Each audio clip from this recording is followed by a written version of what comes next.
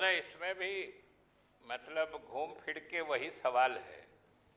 जो लोग शिक्षक के रूप में, विशिष्ट शिक्षक के रूप में चयनित हो रहे हैं, उनके पदस्थापन के लिए जो उनसे इच्छित 3 जिला लेके पदस्थापित करने की बात है, ये प्रश्न भी उसी के संबंध में है। और हम समझते हैं कि उसके संबंध में तो सारी बातें हो ही चुकी हैं कि वो स्थानांतरण की कार्रवाई एक बार सरकारी सेवक बन जाएंगे तब जो सरकारी सेवकों के लिए स्थानांतरण की प्रक्रिया होती है, उसके तहत भविष्य में ये हम स्पष्ट कर देना चाहते हैं कि भविष्य में इनके स्थानांतरण पर कोई रुकावट नहीं है।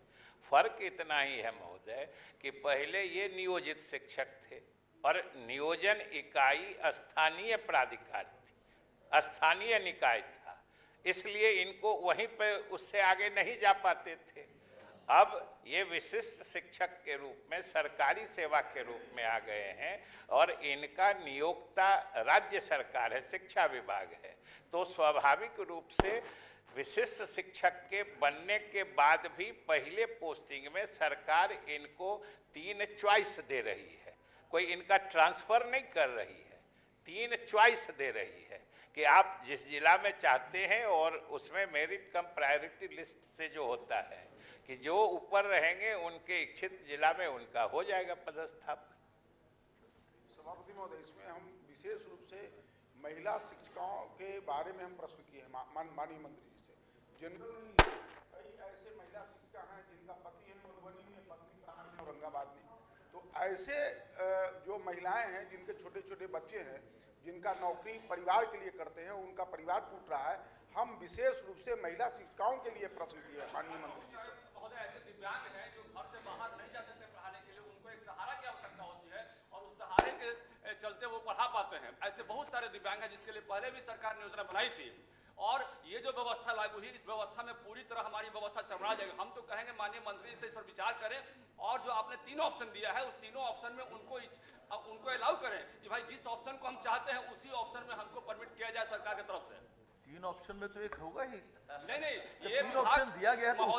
महोदय विभाग पर है कि विभाग कहाँ भेजेगी। अभी आपने मंत्री जी ने कहा कि मेरिट लिस्ट के आधार पर उनको भेजा जाएगा। हमारा सभापति महोदय दिया जाए कि 3 ऑप्शन में जहाँ चाहे वो वहाँ रहे। नहीं सभापति महोदय, यदि ऐच्छिक होता तो ये समस्या कैसे होती? समस्या ही नहीं होती। ऐच्छिक होता ये मंत्री जी तो इतने अच्छे तरीके कि लोगों को समझ ही में नहीं आता है।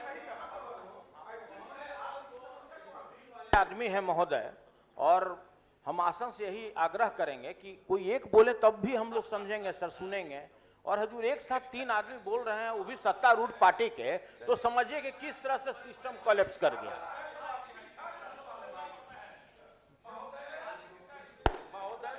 महोदय वैकेंसी नहीं है शिक्षकों के सामने। अगर वैकेंसी रहेगी तब न वो देंगे कोई जिला। हम तो बार बार कह रहे हैं क्वालिफाइंग एग्जाम है और शिक्षकों का संवर्ग सदैव अलग माना गया है, राज्य कर्मी की तरह उनका संवर्ग नहीं माना गया है। मैंने पत्र भी मंत्री महोदय को 3 दिन पहले दिया था हाथ में, मानव संसाधन विकास विभाग के द्वारा 2002 में निकाला गया था, जो कि इससे शैक्षणिक व्यवस्था पूरे राज्य की चरमरा जाएगी, इसके लिए कहा था और सरकार नहीं कहा। महोदय, हमने कहा है कि स्थानांतरण नहीं होगा इनके ऐच्छिक जगह पर, लेकिन पदस्थापन, ये पहले पदस्थापन की बात है, अभी स्थानांतरण कहाँ हो रहा है। अभी तो उनका संवर्ग बदल रहा है और संवर्ग बदलने के लिए पहले पोस्टिंग के लिए ये मांगा जा रहा है। उसके बाद तो हम बार बार कर रहे हैं। और जो प्रमोद जी का प्रश्न है, जो महिलाओं के लिए विशेष सुविधा की बात आप कह रहे हैं, जिस पत्र का हवाला हमने दिया मंत्रिमंडल सचिवालय से, जो सभी सरकारी सेवकों के लिए निकला हुआ है, उस पत्र में महिलाओं को विशेष प्राथमिकता देने की भी बात है, वो भी उससे कवर्ड होंगे। लेकिन ये आने वाले समय में, इसमें अभी तो महोदय हम साफ साफ कह रहे हैं कि अभी तो चूंकि उनका संवर्ग बदल रहा है, उनकी मांग से उनको सरकारी सेवक बनाया जा रहा है, इसलिए ये पहले पदस्थापन के लिए 3 इच्छा के जिले मांगे गए हैं।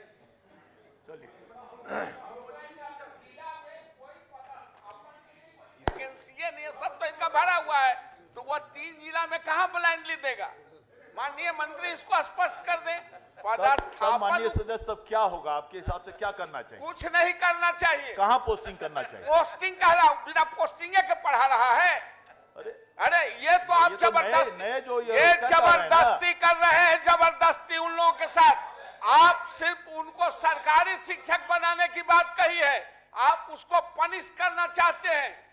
हम पूछ रहे हैं महोदय कि जो 20 साल से एक जगह स्कूल में काम कर रहा है, आप उसको कहे कि हम अब नियोजित नहीं रहने देंगे, हम आपको सरकारी बना देंगे, तो सरकारी नहीं बना के उसको आप दूसरे जगह भेज कर सरकारी बनाना चाहते हैं। आप इसका मतलब क्या है महोदय? जब आपके पास वैकेंसी नहीं है तो 3 जिला में कहा किस स्कूल में भरेगा? मैं माननीय मंत्री से जानना चाहता हूं। महोदय, वैकेंसी दिखलाया जाए। उनके साथ कहाँ न्याय हुआ?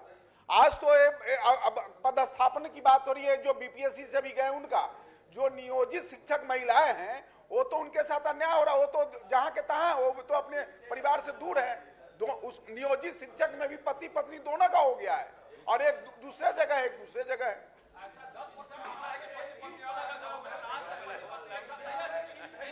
प्रदर्शित करवाई जाए ताकि शिक्षक उन्हीं वैकेंसियों में से अपना पदस्थापन का विकल्प दे, ये सबसे बेहतरीन रहेगा। महोदय, ये तो हमने 3 जिला हम मांग ही रहे हैं, और वो कह रहे हैं नवल जी कि कौन 3 जिला देगा? वो 3 जिले देने हैं जहां रहने में आपको सुविधा होगी। सीधी बात है, क्यों है? जिला अपने मन से तो किसी को देना नहीं है, पहली बात।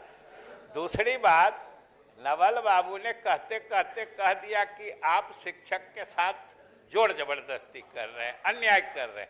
महोदय, सरकार शिक्षकों को पूरे सम्मान की दृष्टि से देखती है और मानती है कि शिक्षक समाज और सूबे के भविष्य निर्माता है। इसीलिए उन्होंने जो कहा कि आप शिक्षक को सरकारी बना रहे हैं, अरे हम कोई जबरदस्ती थोड़े बना रहे हैं। लगातार मांग हो रही थी महोदय, लगातार मांग की जा रही थी, और संयोग से सदन गवाह होगा कि यही माननीय सदस्य लोग भी इसी सदन में मांग कर रहे होंगे। और हमने तो एक तरीका निकाला है कि उनको, उसमें भी उनका चॉइस है कि कोई हम जबरदस्ती तो नहीं बना रहे हैं, उन जो बनना चाहते हैं उन्हीं पर लागू होगा। प्रश्न संख्या 215 माननीय